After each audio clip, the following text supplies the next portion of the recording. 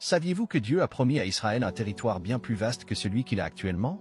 Et cette prophétie est-elle déjà en train de se réaliser? Découvrez ces réponses dans cette vidéo remplie de curiosités sur Israël et ses prophéties. Nous savons qu'en dépit d'être un petit pays, Israël est entouré de nations musulmanes, dont le Liban au nord, la Syrie au nord-est, la Jordanie à l'est et l'Égypte au sud-ouest. Depuis qu'il a proclamé son indépendance le 14 mai 1948, Israël a été impliqué dans 16 guerres avec ses voisins. Chaque jour, la nation d'environ 9,6 millions de personnes fait face à de nombreuses tentatives d'attaques terroristes. Heureusement, la police israélienne parvient à détecter et à prévenir la majorité de ces attaques.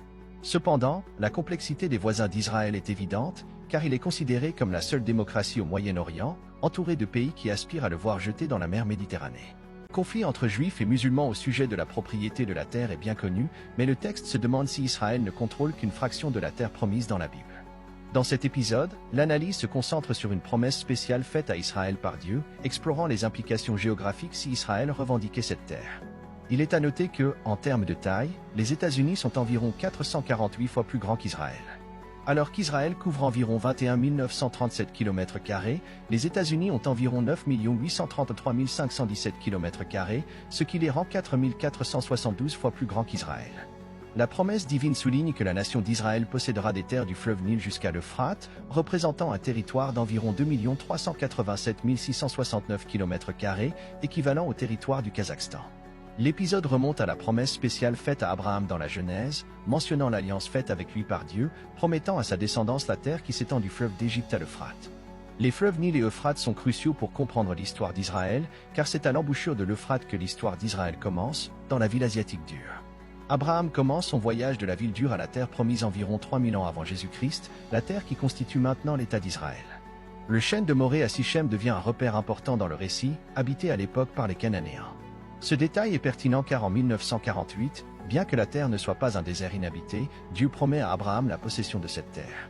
L'affirmation la plus forte se trouve dans la Genèse 14h14, où Dieu assure que la terre sera donnée aux descendants d'Abraham pour toujours.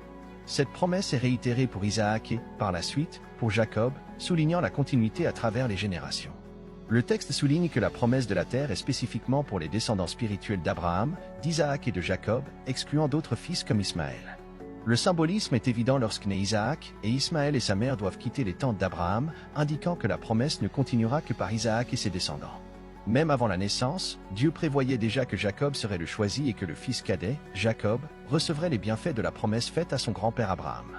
Étonnamment, Isaac favorisait son fils aîné, Ésaü, et si cela dépendait de lui, Ésaü serait le frère plus fort pour continuer la promesse. Cependant, cela n'était pas le plan de Dieu. Ainsi, Jacob devient l'ancêtre de la nation d'Israël, étant le père de 12 fils qui ont constitué les 12 tribus d'Israël. En revenant à l'histoire d'Israël, nous observons que les événements vécus par les patriarches Abraham, Isaac et Jacob servent de microcosme à ce qui se passera avec toute la nation. Ils ont tous quitté la terre promise et vécu dans des pays étrangers. Abraham, par exemple, est allé en Égypte, où il a menti au pharaon sur Sarah en disant qu'elle était sa sœur. La menace possible pour la lignée promise a été évitée grâce à l'intervention de Dieu. Isaac, sur le chemin de l'Égypte, a été arrêté par Dieu à Gérar, terre d'Abimélec, roi des Philistins. Comme son père, Isaac a menti en appelant Rebecca sa sœur, provoquant l'envie parmi les Philistins en raison de sa prospérité. Cette prospérité a conduit Isaac à être contraint de quitter la terre étrangère et de retourner à la terre promise. Jacob a quitté la terre deux fois. Tout d'abord, lorsqu'il était jeune, il a fui la colère de son frère Ésaü, allant vivre à Padan-Aram, situé entre la Syrie et la Turquie. En cette occasion, Jacob n'a pas trompé, mais a été trompé par Laban, souffrant d'envie en raison de sa prospérité. La deuxième fois que Jacob a quitté la terre, c'était en tant qu'aîné, après quoi il n'est jamais revenu. Sur son lit de mort, il a ordonné à ses fils de l'enterrer dans le tombeau d'Abraham et d'Isaac, dans la grotte de Macpéla à Hébron, concluant ainsi le cycle des 3 patriarches dans la terre promise par Dieu. Les rivières du Nil et de l'Euphrate deviennent des repères dans l'histoire d'Israël. Le Nil, étant le plus grand fleuve d'Égypte, a contribué à l'ascension de ce pays asiatique. L'Égypte a servi de lieu d'exil non seulement à Abraham, Isaac et Jacob, mais aussi aux 12 fils de Jacob, qui ont formé la nation d'Israël. La présence d'Israël en Égypte n'était pas aléatoire, mais prévue par Dieu dans le premier livre de Moïse, le même jour où il fit la promesse à Abraham que la nation nouvellement créée y passerait pendant 400 ans. Le fleuve Euphrate, un autre grand fleuve, a contribué au développement de nations puissantes telles que la Babylonie et la Perse. C'est là que commence l'histoire d'Israël, là où Abraham a été appelé, et c'était aussi l'endroit où le peuple juif a été exilé pendant 700 ans. Revenant à la promesse originale de la terre donnée à Abraham, nous voyons que les limites des deux grands fleuves ont été établies sur les rives de ces rivières. Des événements cruciaux se sont produits, tels que le retour des Hébreux d'Égypte après 400 ans d'exil et le retour de la nation juive de Perse après encore 70 ans d'exil.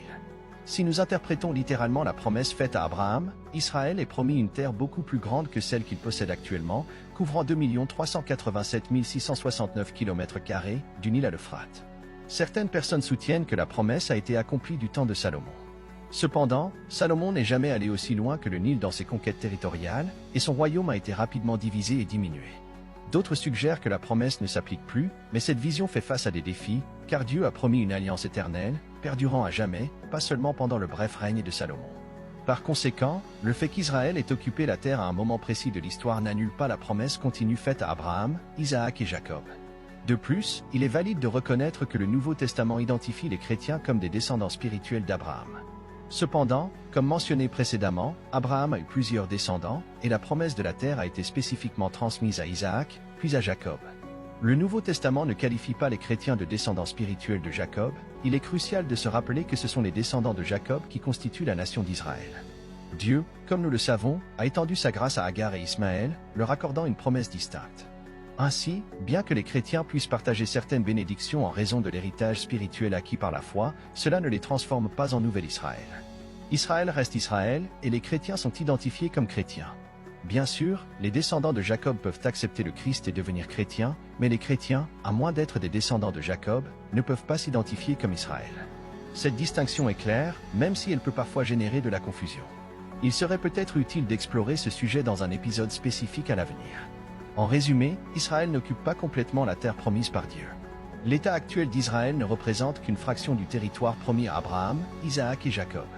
Même en adoptant une vision minimaliste, du Nil à l'Euphrate, comme on le voit dans les territoires conquis par Salomon, l'histoire d'Israël est intrinsèquement liée tant au Nil qu'à l'Euphrate. Bien que ces rivières soient actuellement sur les territoires de l'Égypte et d'autres nations, Israël maintient la promesse éternelle de Dieu selon laquelle, à l'avenir, ce territoire appartiendra à la nation élue.